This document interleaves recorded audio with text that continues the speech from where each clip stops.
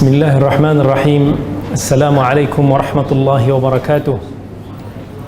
Alhamdulillahi manna ala man yasha min ibadihi bi talabil ilmi syar'i wa dhalika fadlullahi yu'tihi man yasha wallahu dhul fadlil azim.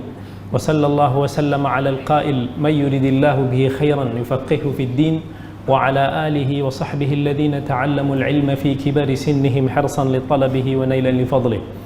Rabbi syrah li sadri wa yassir li amri wahlul 'uqdatam min lisani yafqahu qawli, amma ba'd. Alhamdulillah, kita bersyukur kepada Allah Azza wa Jal yang telah mempertemukan kita pada malam ini dalam satu halaqah majlis ilmu selepas kita salat maghrib bersama-sama secara berjemaah di rumah Allah yang mulia ini, yang mana kita sudah rindukan sebenarnya di Selangor, especially kita sudah rindukan suasana seperti ini, suasana yang makmur dengan jemaah-jemaah yang hadir ke rumah Allah, ke majlis-majlis ilmu, yang mana kita tengok sebelum ini agak lama juga terhenti kerana ujian dan musibah yang Allah telah timpakan kepada kita semua. Tapi Alhamdulillah, di sini Allah jaga dan Masya Allah, rumah Allah ni begitu makmur dan subur.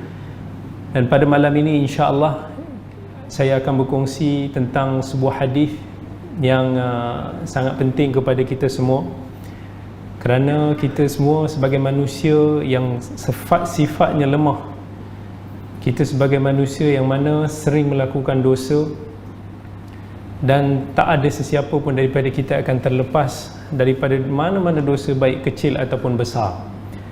Iaitu sebuah hadis yang diriwayatkan oleh Imam Tirmizi rahimahullah daripada Nabi sallallahu alaihi wasallam. Nabi SAW kata dalam sebuah hadis qudsi. Hadis qudsi ini maksudnya adalah sebuah hadis yang dinukilkan daripada Allah Azza wa Jal, tetapi ia bukanlah daripada Al-Quran. Yang mana Allah Azza wa Jal berfirman, "Ya ibadi, innaka ma da'awtani wa rajawtani غفرت لك على ما كان منك ولا أبالي يا عبادي لو بلغت ذنوبك عنان السماء ثم استغفرتني غفرت لك يا عبادي لو أتيتني بقراب الأرض خطايا ثم لقيتني لا تشرك بي شيئا لأتيتك بقرابها مغفرة."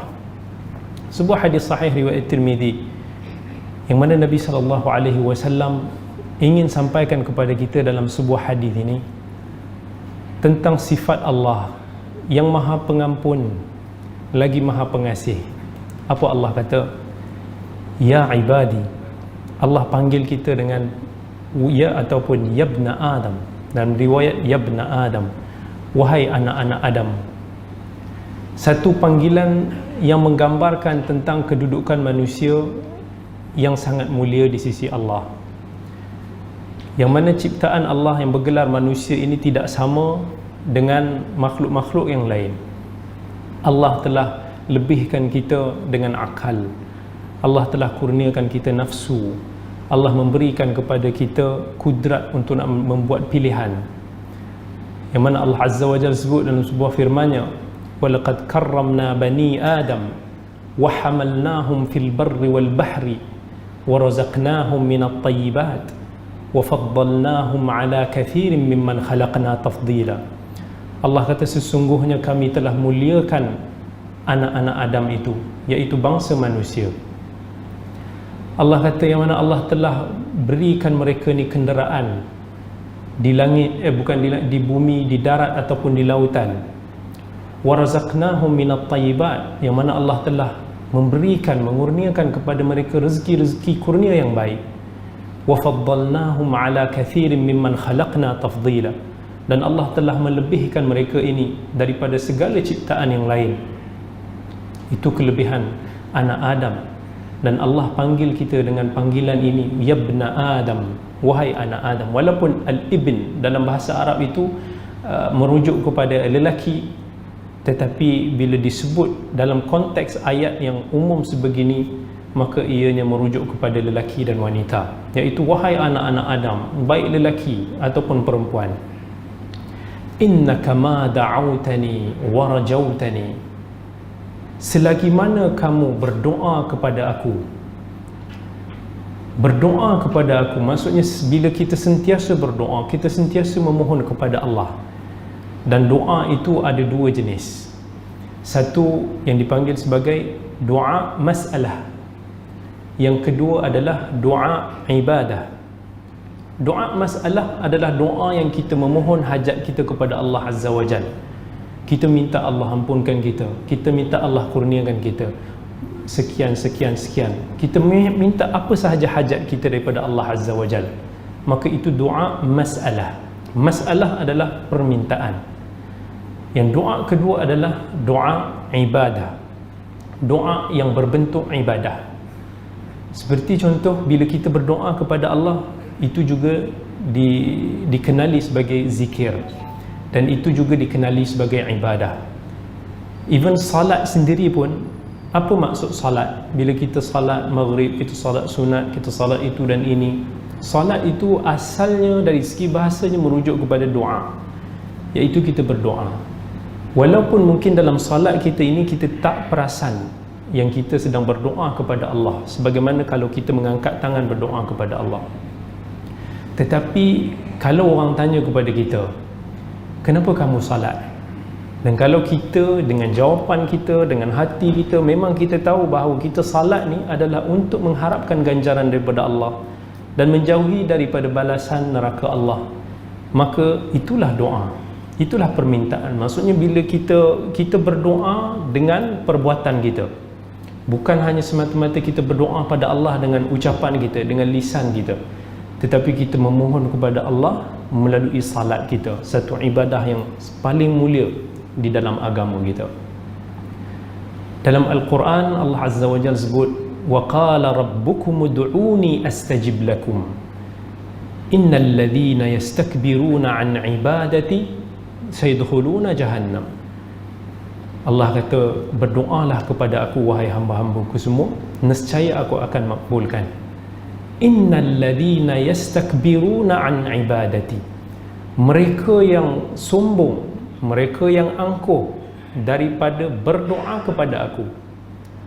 Dan Allah guna perkataan doa di situ dengan kalimah ibadah. Innal ladhina yastakbiruna an ibadati.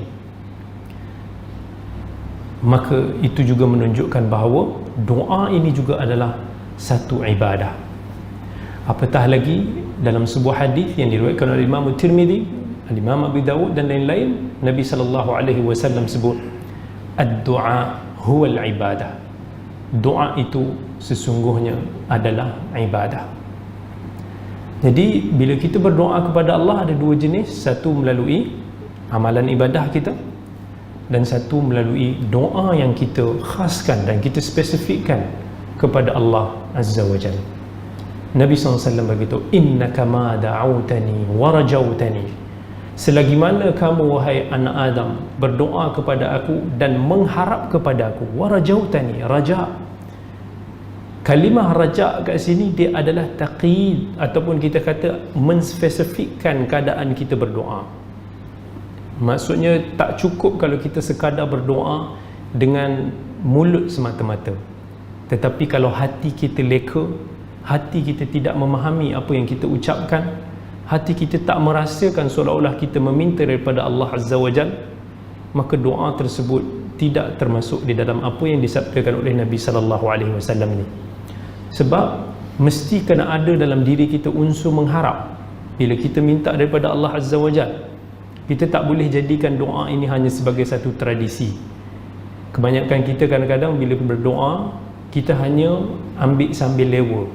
Kita tak merasakan connect kita punya sambungan kita, macam mana perhubungan kita bila kita berdoa daripada Allah Azza wa Jalla.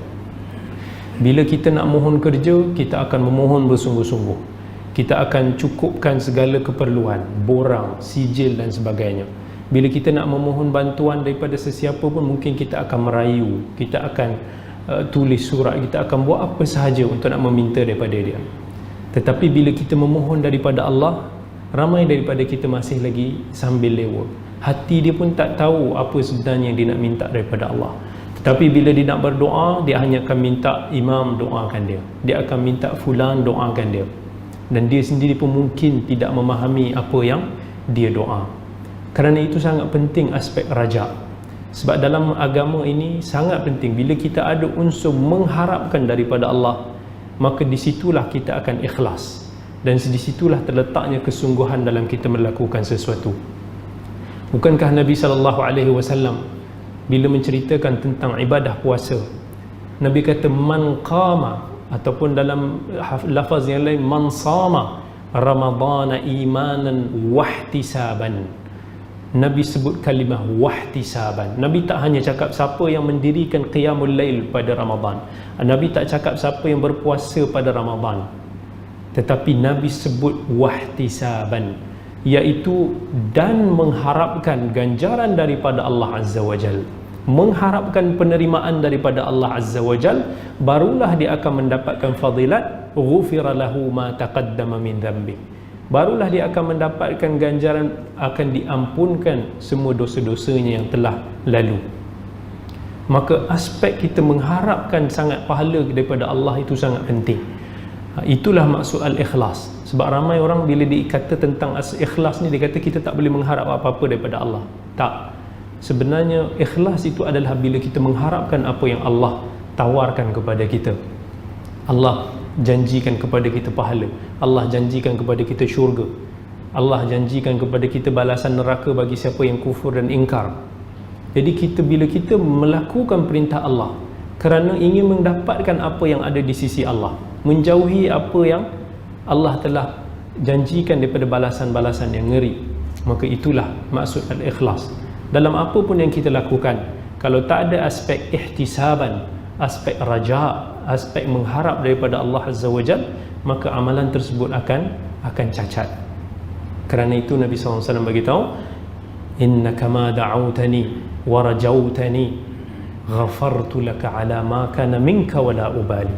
Barulah kalau seseorang tu berdoa kepada Allah Azza wa Jal, dia meminta pengampunan daripada Allah Azza wa Jal, dan dia mengharapkan pengampunan itu bersungguh-sungguh daripada Allah Azza wa Jal, barulah Nabi kata Allah akan ampunkan dia. Allah kata apa? Aku akan ampunkan engkau apa jua dosa kekurangan yang engkau ada, wala ubali, dan aku tidak peduli. Allah kata wala ubali. Satu sifat yang Allah kata aku tidak peduli, dan antara sifat Allah antaranya ialah sifat manfi, iaitu bila mana Allah menafikan satu sifat daripada dirinya. Misal kata dalam ayat kursi, la ta'khudhuhu sinatun wala naum, yang mana Allah ini tidak penat dan tidak ngantuk. Dan Allah kata wala yadhlimu rabbuka ahada, dan Allah itu tidak menzalimi hamba-Nya. Fatawakkal 'alal hayyil ladzi la yamut, bertawakkallah kepada Allah yang tidak mati. Bila tidak mati, maksudnya akan sentiasa hidup. Bila tidak zalim, maksudnya Allah itu maha adil. Maka sifat Allah yang begitu sempurna, yang selayaknya dengan Allah Azza wa Jalla, yang tiada apa-apa pun yang menyerupainya. Allah kata ghafartu laka ala ma kana minka wala ubali. Selagi mana engkau berdoa dengan penuh pengharapan, maka aku pasti akan ampunkan engkau, dan aku tak peduli sebanyak mana pun dosa yang engkau bawa, siapa pun engkau, apa pun yang kau rasakan, aku tak peduli semua tu. Rahmat Allah. Kemudian Allah sebut, ya ibna Adam, wahai anak Adam, law balagat dhunubuka ananas sama, wahai anak Adam, seandainya dosa engkau ini mencecah tinggi di atas langit itu. Ananas sama, anan ni boleh dikata atas daripada langit, ataupun sejauh mata kita memandang langit itu. Walaupun itulah kadar dosa yang kita bawa, sangat banyak, sangat tinggi. Langit yang kita nak pergi ke langit dekat atas awan tu pun kena naik kapal terbang. Tapi Allah kata, kalaulah seandainya kamu mempunyai dosa sebanyak itu, thumma astaghfartani, kemudian kamu meminta ampun daripada aku, ghafartu lak, nescaya aku akan ampunkan. Rahmat Allah yang begitu luas. Allah nak bagi tahu kepada kita semua, jangan sesekali berputus asa. Dan bila kita meminta ampun daripada Allah, mintalah dengan sepenuh hati kita. apa jua dosa yang kita lakukan. Allah sebut dalam Al-Quran, wa may ya'mal su'an aw yadhlim nafsahu thumma yastaghfirillaha yajidillaha ghafurar rahima. Allah kata, sesiapa yang melakukan satu amalan yang buruk, yang keji, aw yadhlim nafsahu, ataupun dia selalu menzalimi dirinya. Menzalimi diri ni maksudnya kita selalu menzalimi diri kita dengan maksiat. Bukannya maksud zalim itu kita dera diri kita, kita pukul diri kita, tak. Allah kata dalam Quran ayat lain, faminhum zalimun li nafsihi wa minhum muqtasid. Ada kalangan manusia yang mana mereka ini menzalimi diri mereka sendiri. Maksudnya menzalimi dengan maksiat. Sebab bila kita melakukan maksiat, maka kita seolah-olah sudah menzalimi diri kita, yang kita mendedahkan diri kita dengan azab Allah Azza wa Jalla.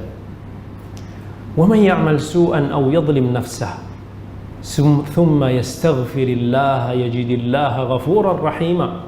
Allah kata kemudian dia meminta ampun daripada Allah Azza wa Jalla, maka dia akan mendapati bahawa Allah itu Maha Pengampun lagi Maha Pengasih. Kalaulah kita boleh menghayati, kita boleh memahami nama-nama Allah, Asma'ul Husna, nescaya kita akan kenal macam mana sifat Allah yang Maha Pemurah ini, sifat Allah yang sangat mulia. Allah akan ampunkan kita. Tetapi bila mana kita nak meminta ampun daripada Allah Azza wa Jalla, mestilah ada syarat dia. Mesti kita kena buat asbab yang mana tidak membuatkan doa kita itu ditolak. Antaranya, jangan kita makan harta-harta yang haram. Jangan kita tergesa-gesa. Nabi SAW dalam hadis riwayat Abi Dawud, apa Nabi cerita tentang seorang lelaki, rajulun ash'atha aghbara yamuddu yadayhi ila sama, ya rabbi ya rabb. Seorang lelaki Nabi gambarkan yang mana dia dalam keadaan yang berkelana, bermusafir, dalam keadaan rambutnya tidak terurus, dalam keadaan bajunya berdebu. Nabi sifatkan sepatutnya, biasanya kalau kita tengok dan hadis pun Nabi kata, doa orang yang bermusafir itu tidak ditolak.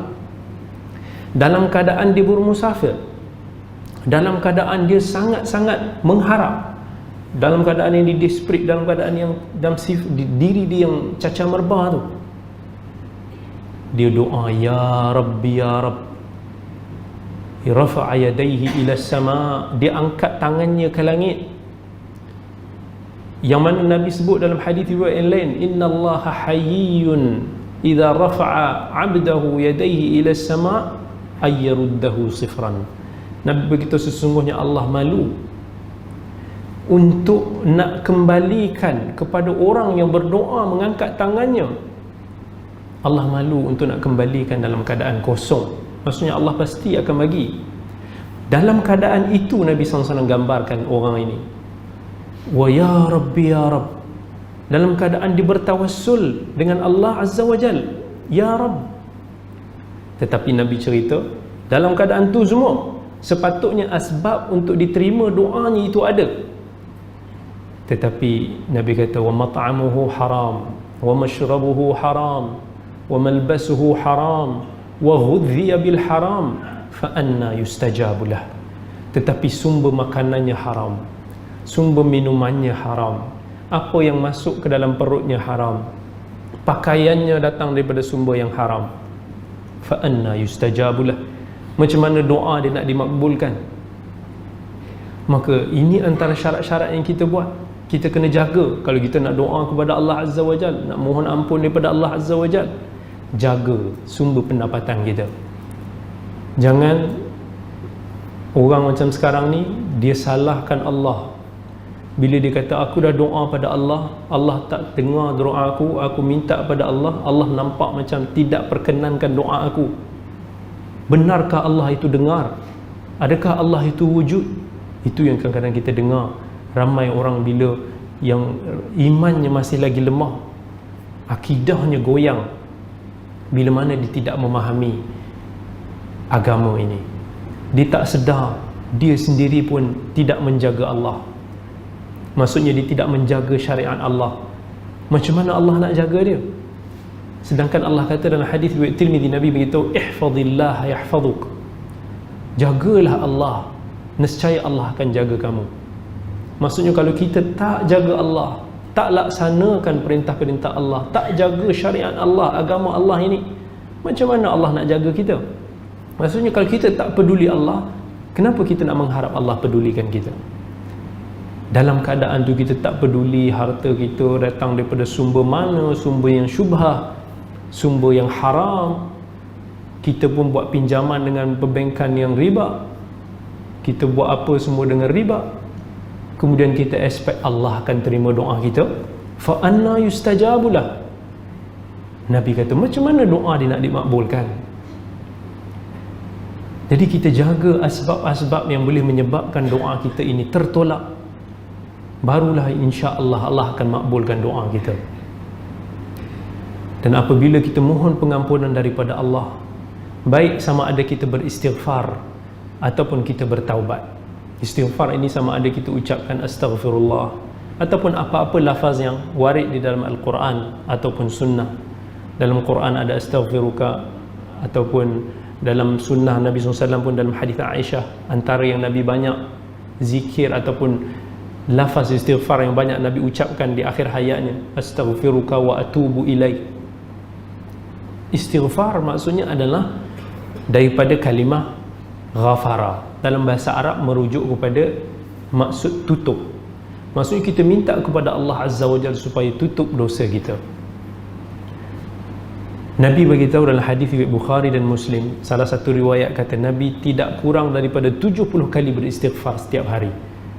Dan riwayat yang lain Nabi tak kurang daripada 100 kali beristighfar kepada Allah Azza wa Jalla. Kita minta kepada Allah supaya ampunkan kita. Tetapi sekiranya Allah mengampunkan dosa kita kerana istighfar kita itu, ataupun apa-apa amal saleh yang lain, ia hanya melibatkan dosa-dosa yang kecil sahaja. Kerana dosa yang besar, kata ulama, hanya boleh diampunkan menerusi taubat. Taubat itu bila mana kita kembali, taubah, dan dalam kalimah bahasa Arab merujuk kepada taba, maksudnya raja'a, kembali. Maksudnya kita kembali kepada Allah, kita kembali kepada fitrah kita. Maksudnya betul-betul kita nak berubah. Kemudian kita bertaubat kepada Allah, apa yang kita panggil sebagai taubat nasuha tu. Tak dinamakan sebagai taubat selagi mana kita tidak mencapai 5 syarat ini.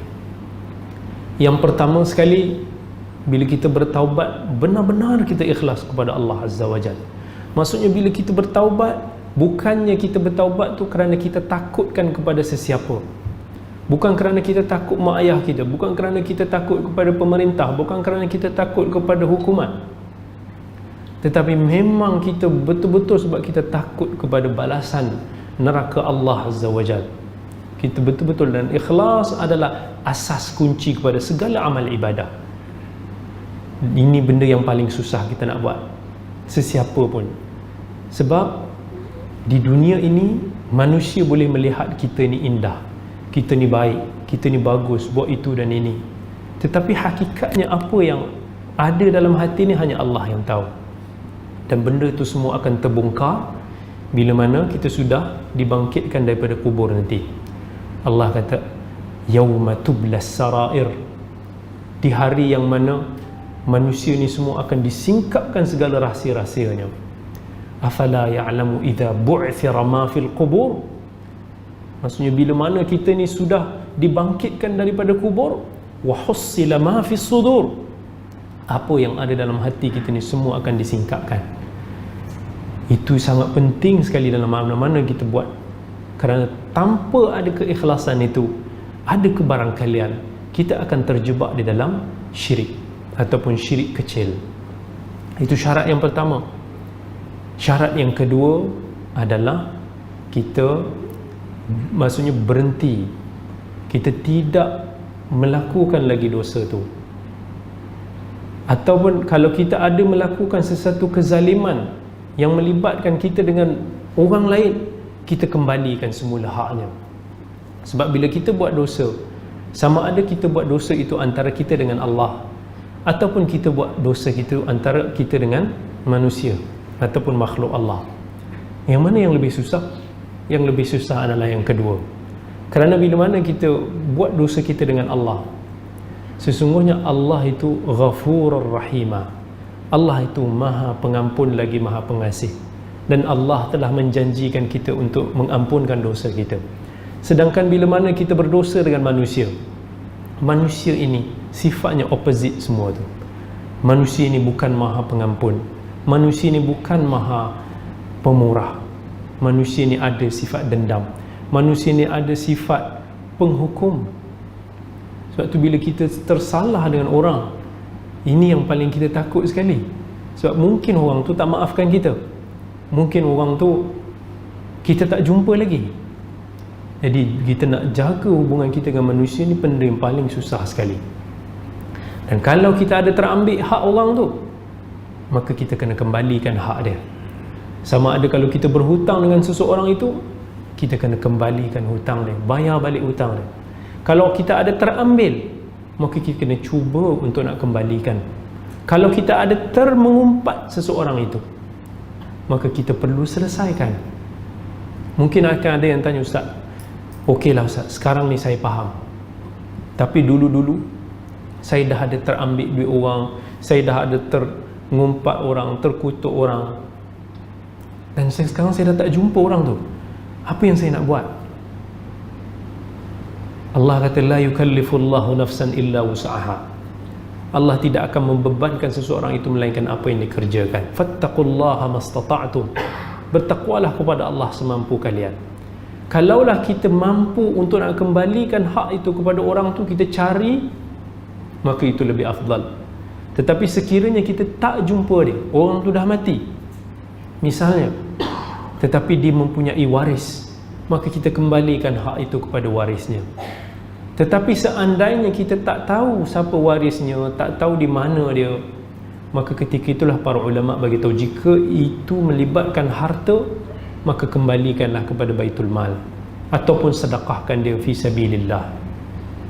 Kalau kita termengumpat, ada dalam sebuah hadis yang dhaif yang diriwayatkan daripada Nabi SAW bagi tahu, kafarah bagi orang-orang yang mengumpat itu ialah dia menyebut, dia memuji dia balik.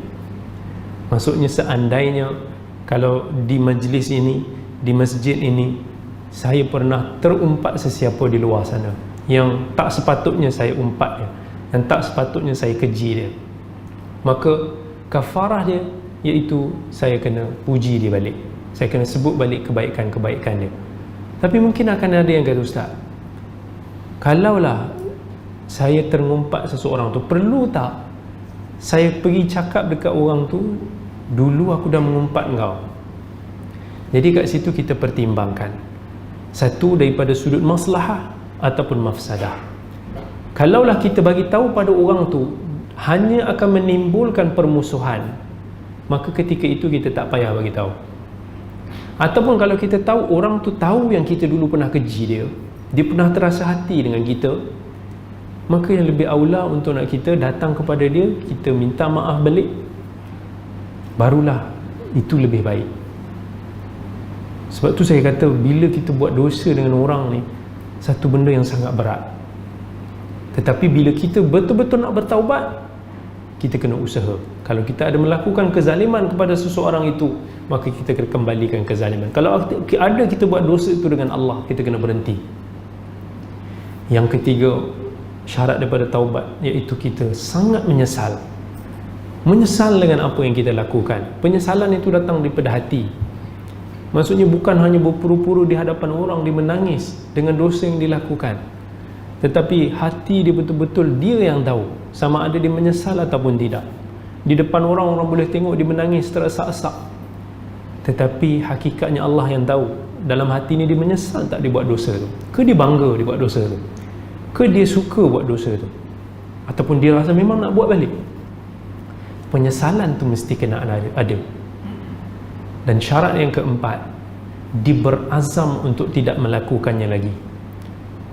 Kita sebut berazam sebab manusia ni sifat dia, walaupun mungkin dia sudah bertaubat, dia kata, tetapi hasutan syaitan itu sangat kuat dan dia ada kebarangkalian untuk nak dikembali melakukan dosa tersebut. Maka kerana itu para ulama sebut syarat yang keempat ni azam, untuk tidak lagi kembali. Maksudnya bila dia nak tinggalkan dosa tu, memang dalam hati dia kata, I will try my best, aku cuba sebaiknya untuk aku tak kembali untuk melakukan dosa tu. Mungkin dia akan kembali, mungkin kalau dia tak mampu menahan ataupun dia terleka, boleh jadi. Tetapi setidak-tidaknya dalam azamnya itu, dia tidak mahu mengulang lagi, maka insya-Allah Allah akan terima taubat dia. Dan yang kelima, taubat itu mestilah pada waktu yang Allah Azza wa Jalla terima. Jangan dia bertaubat pada waktu yang Allah dah tak terima. Yang mana waktu yang Allah terima ni ada dua jenis. Satu yang umum, satu yang khusus. Yang khusus ini iaitu Allah akan terima taubat kita selagi mana nyawa kita belum terpisah daripada badan kita. Bukan bila mana kita dah nazak, bila mana kita sudah nak mati, barulah kita nak memohon ampun daripada Allah Azza wa Jal. Allah kata, وَلَيْسَتِ التَّوْبَةُ لِلَّذِينَ يَعْمَلُونَ السَّيِّئَاتِ حَتَّى إِذَا حَضَرَ أَحَدَهُمُ الْمَوْتُ قَالَ رَبِّ إِنِّي تُبْتُ الْآنَ وَلَا الَّذِينَ يَمُوتُونَ وَهُمْ كُفَّارٌ أُولَئِكَ أَعْتَدْنَا لَهُمْ عَذَابًا أَلِيمًا. Allah kata, bukanlah taubat itu untuk orang-orang yang melakukan kejahatan. Lalu apabila maut itu datang menjengah dia, sakaratul maut itu datang kepada dia, barulah dia nak bertaubat. Sekarang dia nak bertaubat, Allah tak terima dah ketika itu, dan Allah akan beri dia azab yang sangat pedih. Tengok macam mana Fir'aun, bila mana dia sudah ditenggelamkan oleh air laut, yang dia tahu bahawa dia akan mati, barulah dia kata, aku beriman dengan Musa. Tetapi Allah kata apa? Al-an wa qad asaita qablu wa kunta minal mufsidin. Sekarang baru kau nak bertaubat, sedangkan sebelum ini kamu termasuk daripada golongan yang merosakkan. Allah tak terima taubat Fir'aun. Maka selagi mana kita masih lagi hidup, maka jangan berputus asa daripada pengampunan Allah Azza wa Jalla. Dan yang masa yang kedua yang lebih luas, iaitu Allah akan terima taubat kita selagi mana belum datang tanda-tanda besar kiamat seperti terbitnya matahari daripada barat. Dalam sebuah hadis Nabi SAW sebut, la tanqati'u hijrah hatta tanqati'u taubah, wa la tanqati'u taubah hatta takhruja asy-syamsu min maghribiha. Nabi kata, tidaklah terhentinya hijrah itu selagi tidak tertutupnya pintu taubat, dan tidaklah tertutupnya pintu taubat itu selagi matahari itu tidak terbit daripada barat. Sebab tu jangan berputus asa daripada Allah Azza wa Jalla, sentiasa memohon pengampunan daripada Allah. Thumma astaghfartani ghafartu lak. Kalaulah kita meminta ampun daripada Allah, Allah nescaya akan ampunkan kita. Tetapi antara faedah yang saya boleh kongsikan, di dalam Quran, di dalam hadis, ada digunakan 3 perkataan yang menggambarkan tentang erti keampunan. Kita ada dalam Al-Quran sebut Al-Afu, As-Safhu dan Al-Maghfirah. Sifat antara nama-nama Allah Afu, wa kana Allahu afuwan ghafura. Sesungguhnya Allah itu Maha Afu, Maha Ghafur. Yang kedua-duanya bermaksud pengampunan, tetapi dia ada makna yang berbeza. Apa maksud afu? Apa maksud as-safh? Apa maksud ghafur? Ulama membahaskan tentang kalimah ini dalam beberapa pendapat. Tetapi antara yang disebutkan al-afu, maksudnya kita minta satu pengampunan yang mana pengampunan itu diberikan tanpa memberikan balasan. As-safhu lebih luas lagi, iaitu dia akan delete history, hilangkan daripada sejarah ataupun rekod kita. Dia bukan sekadar tak dihukum, sebab boleh jadi dihukum tapi rekod dia ada. Macam orang masuk penjara, dia keluar balik, rekod dia masih ada di dalam rekod polis. Tetapi as-safhu ni rekod dia pun di-delete. Dan al-maghfirah ni maksudnya menutup Dia akan tutup nanti di akhirat kelak, tutup aib kita, dosa kita daripada ditayangkan kepada manusia semua. So ketiga-tiga ini walaupun mengandungi maksud pengampunan, tetapi ada maksud yang tersendiri. Kalau kita ingat dalam surah An-Nur, bila mana Allah turunkan ayat ni, yang mana ayat ni berkisah tentang peristiwa fitnah yang berlaku kepada Aisyah radhiyallahu anha masa dia dituduh bercurang dengan Nabi sallallahu alaihi wasallam. Kemudian orang-orang munafikin, ada sebahagian daripada sahabat yang terlibat dalam menyebarkan khabar ini. Abu Bakar, ayah kepada Aisyah pun cukup terkesan. Tetapi kalau kita tengok dalam kisah ni, antara sahabat yang terlibat dalam menyebarkan fitnah itu iaitu Mistah. Mistah ini adalah salah seorang daripada kerabat Abu Bakar, yang Abu Bakar ni beri dia nafkah, bagi dia duit belanja secara percuma, tanggung kehidupan dia, sebab Mistah orang susah. Tetapi bila turun ayat yang menunjukkan bahawa Aisyah bersih, suci daripada tuduhan-tuduhan tu, Abu Bakar marah pada Mistah. Macam mana seorang yang aku telah berjasa kepada dia, dia sanggup tuduh anak aku begini? Lalu Abu Bakar pun ambil keputusan untuk nak potong semua perbelanjaan dia. Bila Allah turunkan ayat ni, Abu Bakar baca, subhanallah, reaksi Abu Bakar, orang yang beriman. Tengok, bila Allah kata wala ya'tali ulul fadli minkum was-sa'ati ay yu'tu ulil qurba wal masakin wal muhajirin fi sabilillah wal ya'fu wal yasfahu ala tuhibbuna ay yaghfirallahu lakum. Allah kata janganlah orang-orang yang selalu memberi untuk diberhentikan bantuannya kepada orang-orang miskin, kepada orang-orang yang berhijrah fi sabilillah. Allah minta kepada mereka ini falyafu wal yasfahu, ampunkan, maafkan. Maksudnya jangan hukum dia lagi, delete kesalahan dia.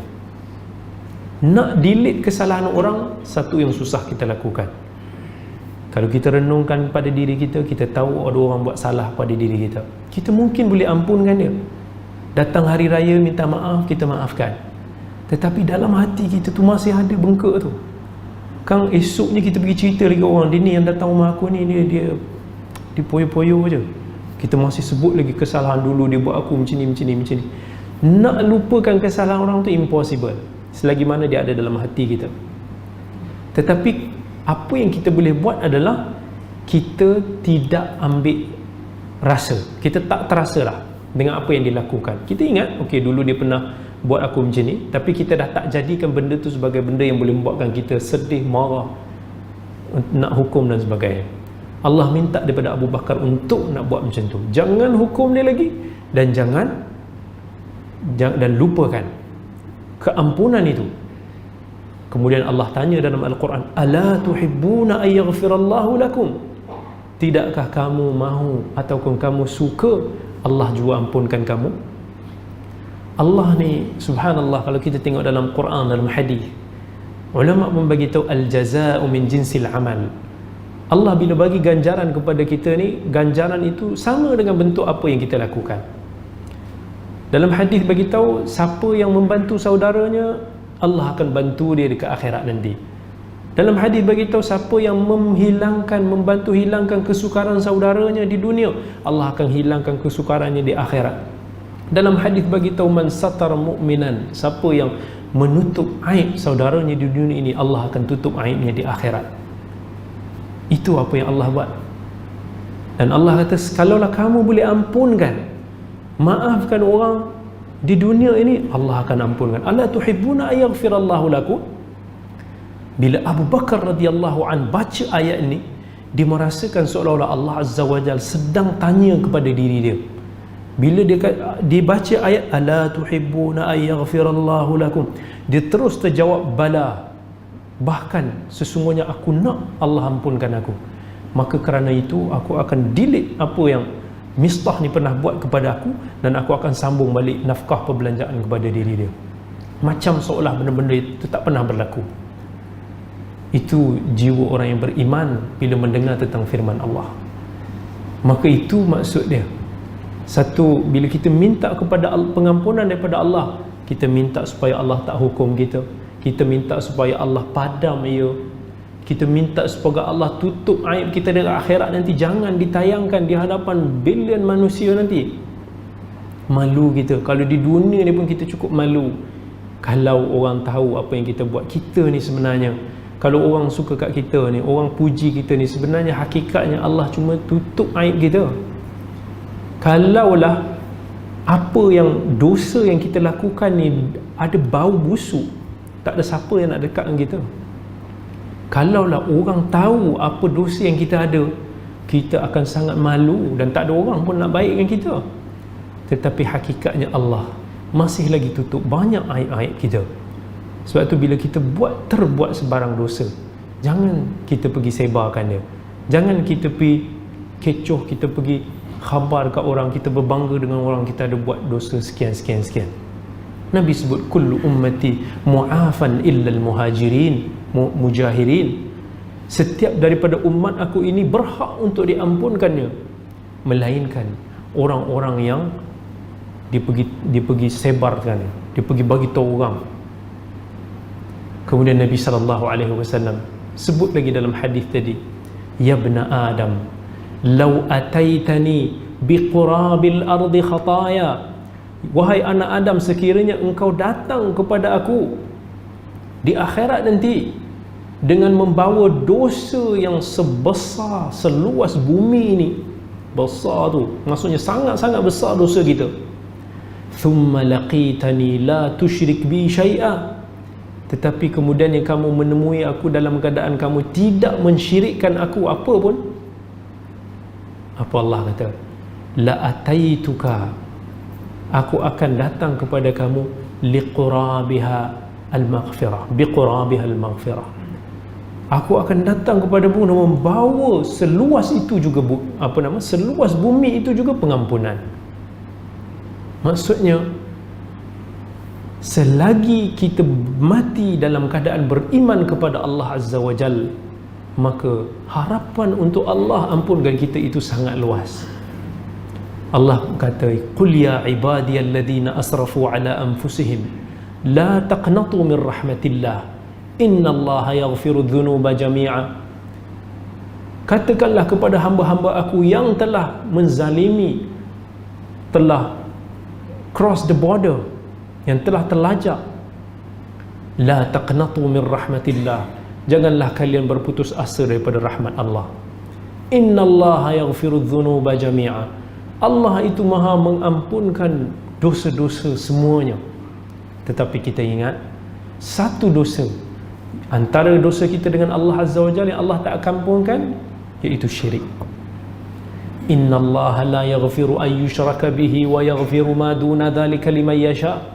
Dalam Al-Quran Allah kata sesungguhnya Allah ampunkan kita punya dosa semua, boleh berhak untuk nak ampunkan semua dosa kita, kecuali dosa syirik yang Allah tidak akan ampunkan. Maka di sini terletaknya satu fadilat, kelebihan ahli tauhid. Mereka yang mentauhidkan Allah, mereka berhak mendapat pengampunan di atas segala dosa yang pernah dilakukan. Allah kata dalam Al-Quran, qul lil ladzina kafaru in yantahu yughfar lahum ma qad salaf. Katakanlah kepada orang-orang kafir itu, sekiranya mereka berhenti daripada mensyirikkan Allah, mereka akan diampunkan apa yang telah lalu. Maka Allah nak bagi tahu kepada kita dalam hadis ni, walaupun besar mana pun dosa kita, kalaulah ada yang kata, Ustaz, dosa saya ni sangat besar Ustaz, sangat besar, saya tak boleh nak cerita kat Ustaz, dosa yang saya nak buat ni besar Ustaz, Allah ampunkan tak?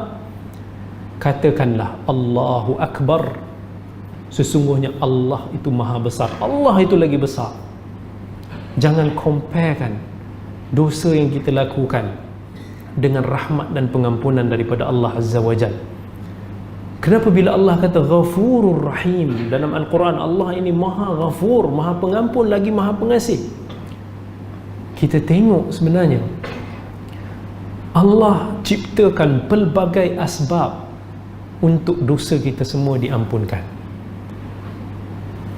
Dosa dengan manusia itu lain kira, sebab itu kita kena settlekan dengan manusia. Kalau tidak, kita akan qisas dengan mereka di akhirat. Tetapi dengan Allah, dosa-dosa kecil ini Allah jadikan macam-macam asbab untuk Allah ampunkan dosa kita. Kita sebut astaghfirullah, insya-Allah Allah ampunkan dosa-dosa kita. Banyak amalan-amalan yang mana Allah ciptakan, Allah syariatkan kepada kita, apa dia punya ganjaran dia? Ganjaran dia, dosa kita ni akan terhapus. Antaranya Nabi SAW bagi tahu, siapa yang bertasbih 33 kali selepas salat, bertahmid 33 kali lepas salat, bertakbir 33 kali lepas salat, apa dia punya ganjaran? Allah kata, ghufira lahu ma taqaddama min dhanbi. Dia akan diampunkan dosa dia yang telah berlalu, dosa kecil lah. Man wafaqa ta'minuhu ta'minal malaikah ghufira lahu ma taqaddama min dhanbi. Siapa yang amin dia tu masa dia iman, amin dengan imam itu sama dengan iman aminnya para malaikat, akan diampunkan dosa yang telah berlalu. Man sama ramadhana imanan wa ihtisaban ghufira lahu ma taqaddama min dhanbi. Siapa yang berpuasa, yang melakukan qiyamul lail pada bulan Ramadan dengan penuh pengharapan ganjaran daripada Allah, dia akan dihapuskan dosa dia yang telah berlalu. Siapa yang berjalan datang ke masjid, maka Nabi bagi tahu setiap langkah dia tu akan mengangkat darjat dia dan menghapuskan dosa dia. Siapa yang buat any kebaikan, dia akan dapat 10 ganjaran, 10 kebaikan dihapus, dia akan dapat dan dihapuskan dosa dia. Subhanallah, dihapuskan satu ganjaran, hapuskan 10 dosa. Tetapi kalau dia buat satu dosa, hanya satu dosa tu yang dia dapat. Maha pemurahnya Allah. Yang ini semua kadang-kadang kita tak perasan. Maha pemurahnya Allah. Bila kita ambil wuduk, Nabi bagi tahu setiap daripada titisan wuduk yang menitis daripada diri kita itu, begitu jugalah dosa-dosa kita akan tergugur daripada diri kita. Belum kenalkah kita dengan Allah Azza wa Jalla yang Maha Pengampun lagi Maha Pemurah? Kerana itu, kalaulah satu hari nanti kita bertemu dengan Allah dalam keadaan dosa kita dengan Allah itu lagi berat daripada pahala kita, itu memang benar-benar orang yang menzalimi diri sendiri. So Allah dah give macam-macam asbab untuk membuatkan dosa kita itu ringan, pahala kita itu berat, tetapi kita tak mampu nak buat. Allah dah bagi macam-macam bantuan, tapi kita tak boleh nak dapat. Maka ketika itu, janganlah salahkan, melainkan diri sendiri sahaja. Dalam sebuah hadis yang diriwayatkan oleh Bukhari dan Muslim, Nabi SAW bersabda, "Laisa ahadun asbara ala adha sami'ahu min Allah." Tak ada seseorang pun, tak ada sesuatu pun yang lebih bersabar di atas sesuatu perkara menyakiti yang dia dengar, melainkan Allah Azza wa Jalla. Innahum la yad'una lahu waladan. Walaupun dekat sana ada manusia-manusia yang mendakwa Allah itu ada anak, orang Kristian, agama-agama yang bagi tahu bahawa Allah itu ada anak, tetapi Allah kata, Nabi SAW bagi tahu, wa innahu la yu'afihim wa yarzuqhum. Baik, saya akan sambung selepas sambung sikit lagi lepas kita bagi laluan kepada azan, insya-Allah.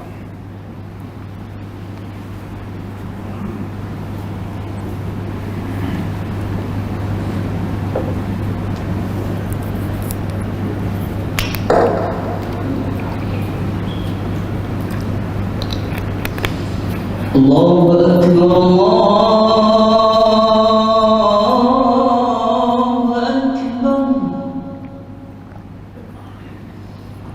Allahu Akbar, Allahu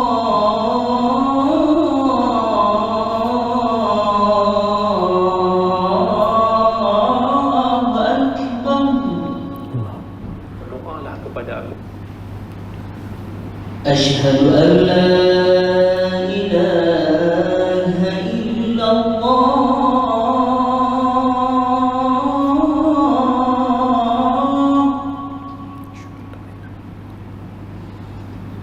أشهد أن لا إله إلا الله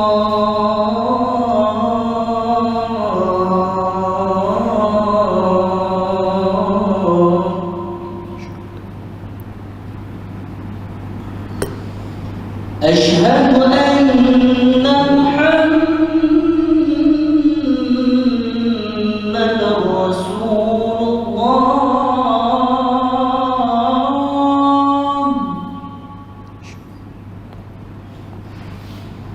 أشهد أن محمدا رسول الله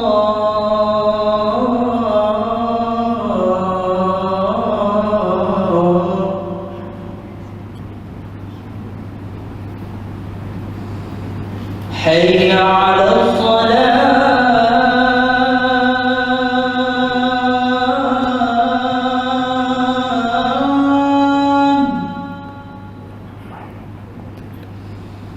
حي على الصلاة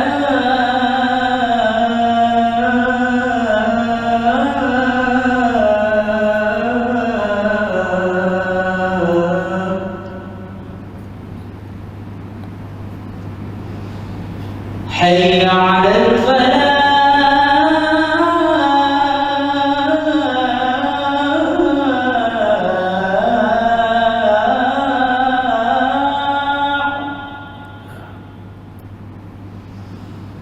حي على الفلاح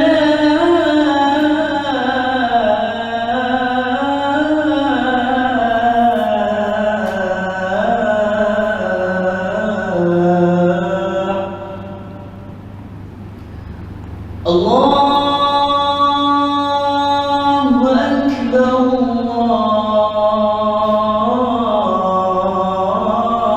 الله أكبر لا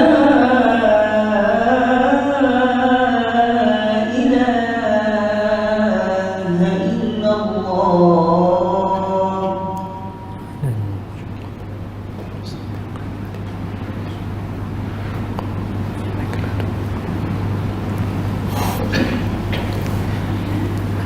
Bila Nabi SAW sebut dalam hadis Bukhari dan Muslim tadi, laisa ahadun asbara ala adha sami'ahu min Allah innahum la yad'una lahu waladan wa innahu la yu'afihim wa yarzuquhum. Tak ada siapa pun yang lebih bersabar daripada Allah Azza wa Jalla. Sekalipun di sana ada manusia yang kata kata-kata kufur yang cukup kufur bila kata Allah itu ada anak, tetapi Allah buat apa? Innahu la yu'afihim wa yarzuquhum. Allah tetap menjaga mereka dan Allah tetap memberi rezeki kepada mereka. Sebab sifat yu'afihim, sifat al-afu Allah itu bukan sahaja berbentuk pengampunan. Orang yang melakukan syirik, mereka tidak mendapatkan pengampunan daripada Allah, tetapi antara kita kata toleransi Allah Azza wa Jal, iaitu antaranya Allah menangguhkan balasan kepada mereka. Allah tetap kurniakan nikmatnya kepada mereka. Sebab tu kita jangan sesekali kita rasa, kenapa aku tengok orang ni tak beriman kepada Allah, aku tengok orang ni selalu buat maksiat kepada Allah Azza wa Jal, tetapi Allah bagi dia rezeki yang banyak, dia lebih kaya daripada aku yang hari-hari datang masjid, yang aku yang selalu buat kebaikan ni. Kenapa Allah jadikan dia lebih kaya? Adakah Allah tak sayang aku, Allah lebih pandai dia? Salah. Sebab rezeki Allah itu tidak bererti Allah lebih sayang kepada sesiapa. Wa ma min dabbatin fil ardi illa 'ala Allahi rizquha. Tak ada apa pun makhluk yang bergerak di atas muka bumi ini melainkan Allah jualah yang berikan rezeki.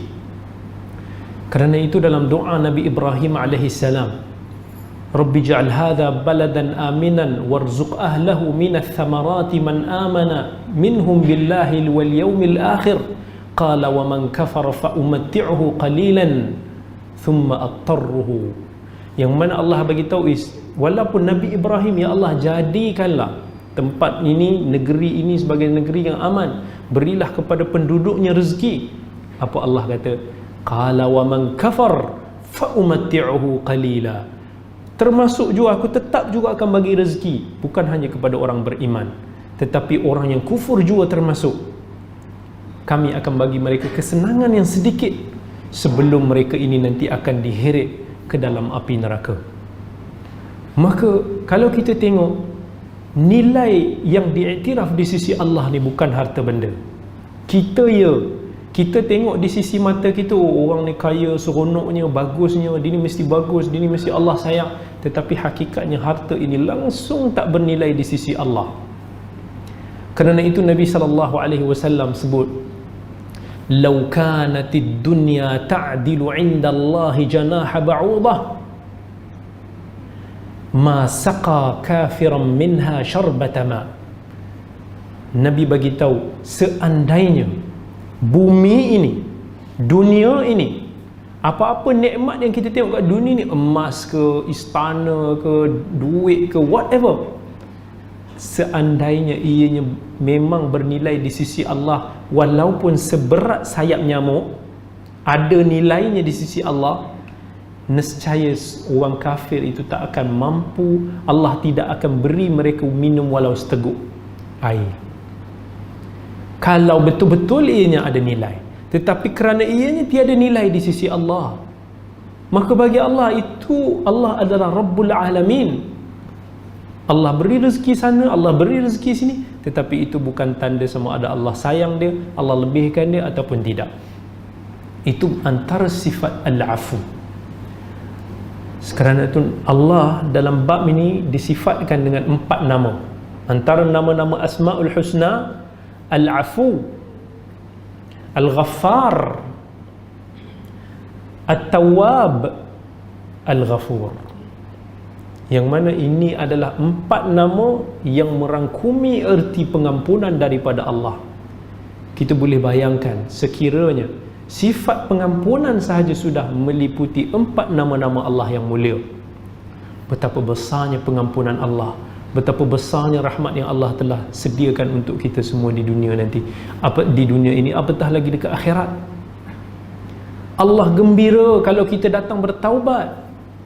Sebab tu jangan kata, ya Allah, saya malu nak bertaubat kepada Allah, dosa saya banyak sangat.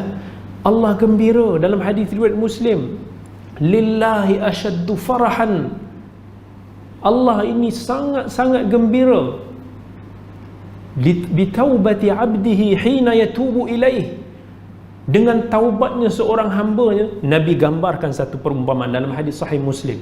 Nak kata Allah gembira dengan selayaknya bagi Allah, yang mana Nabi bagi tahu umpama seorang yang sedang bermusafir, dia ada seekor unta, binatang tunggangan dia, tiba-tiba sesat di tengah padang pasir. Tiba-tiba sesat, tak tahu jalan keluar, bekalan habis. Dia dah dalam keadaan yang lapar, sangat dahaga. Tiba-tiba dia pergi tunggu di bawah sebatang pohon untuk berteduh, nasib-nasib nak tahu nak pergi mana, dan confirm tak ada orang datang. Tiba-tiba binatang tunggangan ni lari. Dia dah tak ada harapan. Dia dah kata, habis, aku akan mati kat sini, sebab makanan sudah habis, binatang pun sudah tak ada, aku dah tak boleh pergi mana, badan aku sudah lemah. Dalam keadaan dia rasa maut datang kat hadapan mata dia, tiba-tiba dia buka mata, binatang tunggangan dia ada depan muka dia, dan dia punya terkejut sebab dia sangat gembira. Dia terkata, Allah, kau adalah hamba aku adalah Tuhanmu. Ni nak kata dia orang kata terlajak kata, kerana terlalu gembira. Nabi nak gambarkan dalam hadis ni tentang gembiranya Allah, tetapi of course dengan kegembiraan yang sempurna dan selayaknya bagi Allah. Maksudnya Allah suka kita minta ampun kepada dia, Allah akan ampunkan. Kita minta ampun, Allah akan ampunkan. Kita minta ampun, Allah akan ampunkan. Dalam hadis riwayat Bukhari dan Muslim, Nabi bagi tahu, Allah cerita tentang seorang hamba yang dia melakukan dosa, kemudian dia minta pengampunan daripada Allah. Apa Allah kata? Alimal abd anna rabbahu yaghfiru dzamb. Sesungguhnya hamba-Ku ini dia tahu bahawa Tuhannya Maha Pengampun dosa, maka Allah ampunkan dosa dia. Dia ulang lagi, dia minta ampun lagi, Allah kata benda yang sama. Dia ulang lagi, dia minta ampun lagi, Allah kata benda yang sama 3 kali. Sampai kali keempat dia buat lagi, dia ulang balik dosa dia, dia minta ampun kepada Allah. Apa Nabi SAW beritahu? Allah sendiri beritahu dalam hadis qudsi ni, if i'mal ma syi' faqad ghafartu lak. Buatlah apa sahaja, pengampunan aku bersama dengan kamu. Maksudnya selagi mana seorang hamba itu bertaubat, maksudnya dia betul-betul bertaubat, tetapi kelemahan manusia ini terulang balik, dia terulang balik, dia cuba tak nak tapi dia terbuat, tapi dia menyesal balik, dia minta ampun balik, Allah ampunkan. Sebanyak mana pun pengampunan, pintu pengampunan Allah itu maha luas. Dan jangan kita berputus asa. Kadang-kadang kita rasa hari ini kita berdosa, tetapi satu hari nanti berkat daripada pengampunan Allah Azza wa Jal, Allah akan beri kita pelbagai rahmat dan barakah. Saya kongsikan sikit daripada kisah para ulama. Sebahagian kalau kita dengar para ulama yang hebat-hebat dulu, kadang-kadang kita ingat mereka ni memang daripada kecil dah bagus lah, dah hebat. Tetapi ada sebahagian daripada para ulama yang mana sejarah asal mereka dulu ada juga sejarah hitam, tetapi selepas mereka bertaubat, macam mana Allah ubah mereka, Allah ubah diri mereka daripada mereka yang jauh daripada agama Allah kepada manusia yang paling banyak menyumbang kepada agama Allah. Salah satu kisah Abdullah bin Maslamah Al-Qa'nabi. Abdullah bin Maslamah Al-Qa'nabi ni, masa dia muda dia, zaman yang kita kata zaman yang dia lo'lak lah, dia minum benda-benda yang memabukkan, dia kacau orang, dia macam something kat tempat dia. Sampai satu hari tiba-tiba dia nampak ada satu rombongan ramai tengah ikut seorang syekh yang tua. Dia pun pelik, dia tengah duduk masa tu, dia tak kenal. Dia kata, ada apa orang ramai-ramai ikut ni? Dia pun rasa macam nak pergi tengok. Dia macam orang yang hati kering. Dia datang-datang, dia terus pergi kat depan tu, jumpa dengan syekh tu. Dia tak tahu syekh tu adalah Syu'bah bin Al-Hajjaj.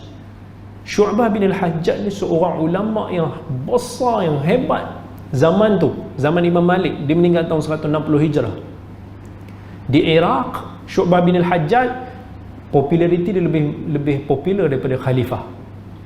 Dia tak kenal sebab dia bukan orang yang bergelumang dalam bidang ilmu macam orang sekarang kenal artis tapi dia tak kenal ulama, dia tak kenal ni kan. Jadi dia kata, siapa engkau? Syu'bah kata, Syu'bah ni dia antara orang yang keras jugalah. Apa yang kau buat? Maksudnya kata, kau kerja apa?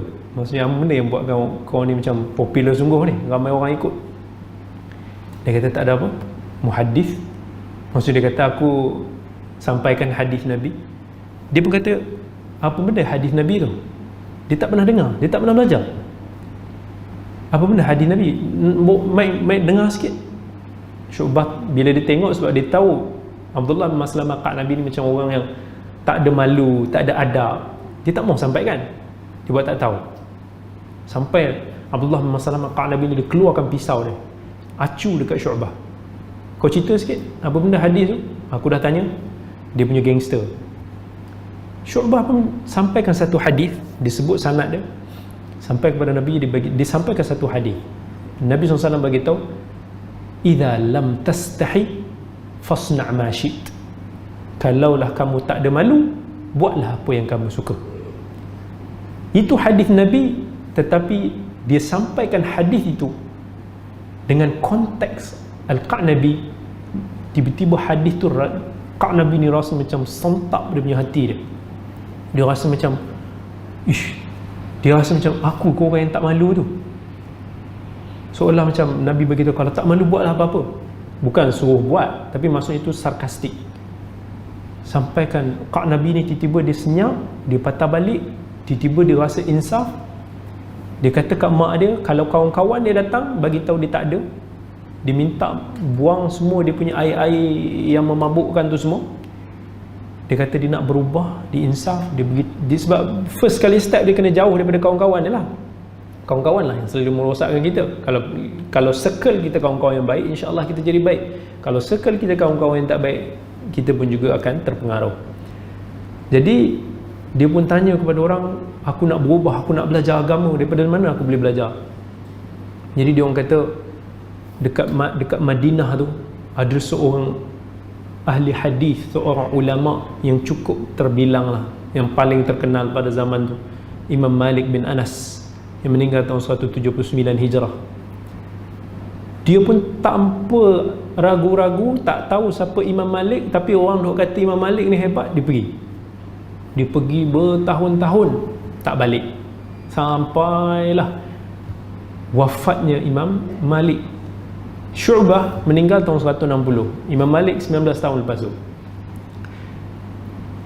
Dia belajar betul-betul, dia belajar hadis dengan Imam Malik, sampailah dah berlama tu, akhirnya Al-Qa'nabi dikenali sekarang sebagai salah seorang anak murid yang terulung Imam Malik. Antara perawi kitab Muwatta' Imam Malik, seorang yang menjadi ulama hadis selepas daripada itu. Dia balik-balik nak jumpa dengan Syu'bah, yang mana Syu'bah ni orang pertama lah yang sampaikan hadis kepada dia, orang yang pertama yang memberi kesedaran kepada dia. Tetapi bila dia pulang, Syu'bah telah meninggal.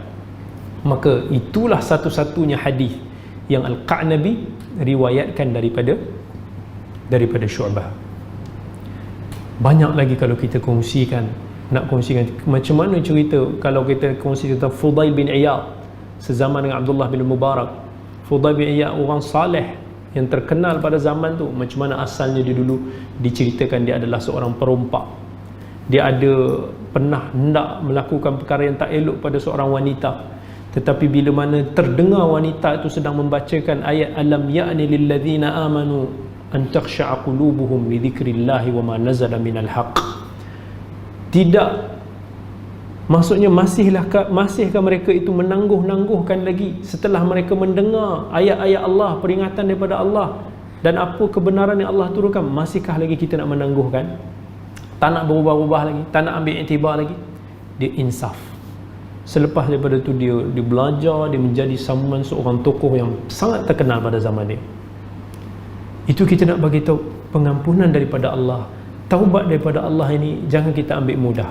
Kadang-kadang orang yang bertaubat ni jadi lebih baik daripada kita. Sebab itu kita tengok betapa ramai orang Islam yang mana orang Islam lahir sebagai orang Muslim, tetapi kita tidak menghargai agama kita sebagaimana orang-orang yang masuk Islam kemudian hari, yang mana mereka daripada kekufuran, tetapi kemudian Allah beri mereka cahaya hidayah, mereka lebih appreciate dengan agama kita. Mintalah pengampunan daripada Allah. Sesungguhnya Allah itu Maha Pengampun. Dan di akhir kuliah ini ada satu doa yang saya nak kongsikan, adalah satu doa pengampunan antara yang terbaik yang diucapkan oleh Nabi SAW. Sebuah doa yang diriwayatkan oleh Imam Al-Bukhari dan Muslim dalam sahih mereka. Doa yang dipanggil sebagai jawami'ud doa, doa yang merangkumi lafaz yang pelbagai tentang doa. Apa yang Nabi SAW selalu doa dan Nabi ajar kepada kita untuk berdoa, Allahumma ghfirli khati'ati wa jahli wa israfi fi amri wa ma anta a'lamu bihi minni. Allahumma ghfirli jiddi wa hazli wa khata'i wa amdi wa kullu dhalika indi. Allahumma ghfir li ma qaddamtu wa ma akhartu wa ma asrartu wa ma a'lantu wa ma anta a'lamu bihi minni antal muqaddim wa antal muakhir wa anta ala kulli syai'in qadir. Apa maksud dia? Allahumma ghfir li, ya Allah ampunkanlah aku, khati'ati, semua dosa-dosa kesalahan aku, wa jahli, dan kejahilan diriku, sebab ada dosa yang kita lakukan sebab kita tak tahu, kita belum belajar, kita tak tahu benda ni salah, kita terbuat. Wa israfi fi amri, dan ketelanjuran kita, ada benda yang kita tahu salah, ada yang tak tahu salah tapi kita terlanjur buat, terlepas buat, tercakap. Wa ma anta a'lamu bihi minni, dan apa yang engkau lebih tahu daripada aku, apa yang aku lakukan yang engkau lebih tahu ya Allah. Allahumma ghfirli, ya Allah ampunkanlah aku, jiddi wa hizli. Jiddi ni maksud ampunkanlah aku apa yang aku sengaja buat. Kita tahu benda ni dosa, kita buat. Wa hizli, benda yang kita tak sengajakan. Wa khata'i wa amdi, kesilapan aku yang aku tak sengajakan, yang aku sengajakan. Wa kullu dhalika indi, dan Nabi beritahu, dan semua itu ada pada diriku. Maksudnya kita nak bagi tahu segala bentuk dosa, yang kita tahu, yang kita tak tahu, yang kita sengaja, yang kita tak sengaja, yang kita telajak. Kemudian Allahumma ghfir li ma qaddamtu wa ma akhartu, ya Allah ampunkanlah dosa aku yang mana telah berlalu dan dulu aku dah buat, ataupun apa yang akan datang, yang aku akan lakukan masa yang akan datang. Wa ma asrartu wa ma a'lantu, apa yang tersembunyi, apa yang terzahir daripada diri aku. Wa ma anta a'lamu bihi minni, dan apa yang engkau lebih mengetahuinya daripada aku. Antal muqaddim wa antal muakhir, engkaulah yang maha mendahulukan dan engkaulah yang maha melewatkan. Wa anta ala kulli syai'in qadir, dan engkaulah yang maha berkuasa. Ini doa jami', doa yang pengampunan yang Nabi ajar kepada kita, merangkumi pelbagai maksud pengampunan, yang mana insya-Allah kita doa kepada Allah dalam keadaan kita faham doa ini. Maksudnya kita mohon dengan sepenuh pengampunan, dengan penuh hati kita minta, seolah-olah kita sedang merayu betul-betul, please forgive me. Boleh tak kita bayang dalam suasana kita ini sudah dihukum mati, kita dah tahu kita dah hukum mati, kita tahu tak lama lagi kita akan dihukum mati, kita buat rayuan ke mahkamah seksyen, mahkamah persekutuan, keputusan terakhir yang akan menentukan sama ada kita diampunkan daripada hukuman mati itu ataupun tak. Macam mana kita akan buat rayuan? Kita akan bersungguh-sungguh mengharap, sebab kita tahu kalau kita tak berjaya dalam pengampunan akhir ni, kita akan mati, nyawa kita akan terpisah daripada tubuh kita. Kita akan bersungguh-sungguh buat, kita akan menangis, kita akan salat, kita akan doa pada Allah. Masa tu tak ada lagi permintaan yang lebih bersungguh kita buat daripada permintaan tu. Bayangkan itu suasana kita, mintalah kepada Allah pengampunan. Seperti itu juga Maha Pengampun, itulah sifat Allah Azza wa Jal. InsyaAllah moga-moga Allah ampunkan kita bersama, kerana kita semua ni manusia yang lemah, yang kita tak terlepas, baik saya, siapa-siapa pun, kita semua ada dosa. Dosa kecil, dosa besar, apa yang orang tahu, apa orang yang tak tahu, hakikatnya Allah yang tahu tentang diri kita, dan kita juga kenal dengan diri kita sendiri. Kita adalah pendosa. Tetapi jangan pernah berputus asa, kerana Nabi SAW beritahu, kullu bani Adam khata' wa khairul khata' at-tawwabun. Semua anak Adam itu banyak melakukan dosa, kesilapan, tetapi orang yang terbaik daripada kalangan orang yang buat salah dan dosa ini adalah mereka yang banyak bertaubat. Hakikatnya hari-hari kita kena beristighfar, kita bertaubat kepada Allah Azza wa Jal. Moga-moga Allah ampunkan kita semua. Aqulu qawli hadha wa astaghfirullahal azim li wa lakum. Wassalamu alaikum warahmatullahi wabarakatuh.